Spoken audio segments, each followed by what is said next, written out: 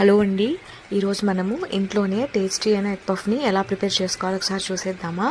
దీనికోసము నేను 3 ఎగ్స్ తీసుకున్నానండి. ఫస్ట్ ఎగ్స్ని బాయిల్ చేసుకుందాము. తర్వాత దీనికోసం 1 cup of all purpose floor తీసుకోండి. దీంట్లో కొంచెం సాల్ట్ అండి, కావాలంటే కొంచెం బేకింగ్ సోడా, కొంచెం షుగర్ కూడా యాడ్ చేసుకోవచ్చు. కోల్డ్ వాటర్ అండి, చల్ల వాటర్ తీసుకొని దీన్ని బాగా ఒక పిండి ముద్దలాగా కలుపుకుంటే స్టిఫ్గా వస్తుంది.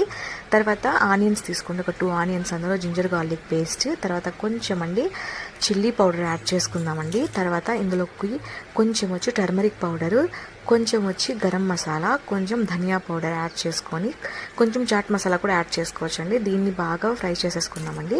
సో మనకి కర్రీ రెడీ అయిపోయింది. దీంట్లో మనము 2 tablespoon of maida, 2 tablespoon of ఘీని బాగా మిక్స్ చేసి పక్కన పెట్టుకుందామండి.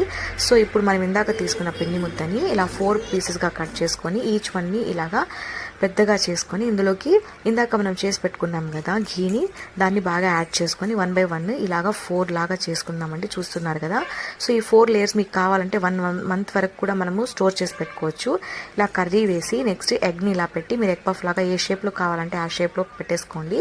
దీనికోసము ఆన్లైన్లో చూపించిన విధంగా నేనేం చేశానంటే పైన మిల్క్ అప్లై చేసుకొని ఒక ఇడ్లీ మనం పెట్టుకుంటాం కదా, సో అలాంటివి తీసుకొని దాంట్లో కొంచెము సాల్ట్ కానీ ఉప్పు కానీ యాడ్ చేసి దాంట్లో స్టీమ్కి పెట్టానండి. అస్సలు వర్కౌట్ అవ్వలేదు. నాకైతే చూసారు కదా, హాఫ్ అన్ అవర్ కూడా అలాగే ఉన్నాయి. సో దానికంటే బెటర్ ఆప్షను ఒక మనము దోశ ప్యాన్ మీద ఏదైనా తీసుకొని కొంచెం ఆయిల్లో ఫ్రై చేసుకుంటే ఎంత నీట్గా రెడీ అయిపోతాయి. Thank you.